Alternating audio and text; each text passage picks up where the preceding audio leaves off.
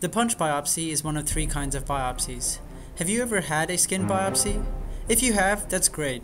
If you haven't, well, it goes something like this. The dermatologist preps you with a local anesthesia and then gets a punch tool. Then, using a circular motion, he pierces the punch into your skin, and after that circular punch, he removes the punch tool from your skin. But the sample has still not been retrieved, so he uses forceps and a pair of scissors to obtain the sample from the underlying tissue. And after all that's been done, he has to seal the bleeding site using a needle and suture.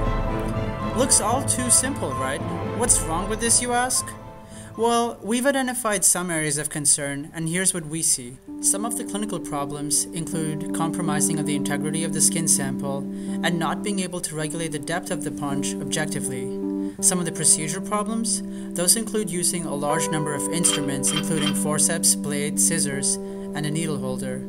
A sterilization time that takes more than 2 hours, and a total procedural cost that we've estimated at approximately $50.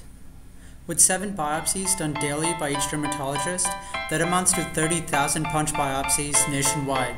So we at Hopkins were wondering, what if you could do all that like this? Use a simple punch tool with an integrated wire that, once inserted, cleanly severs the sample from the underlying tissue, eliminating the need for scissors and forceps as the sample is retrieved in the blade.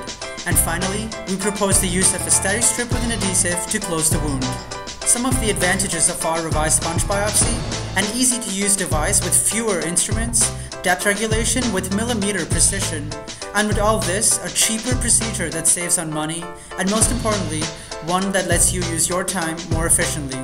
So you know what? The next time you think of a punch, think smart. Think Dermacore.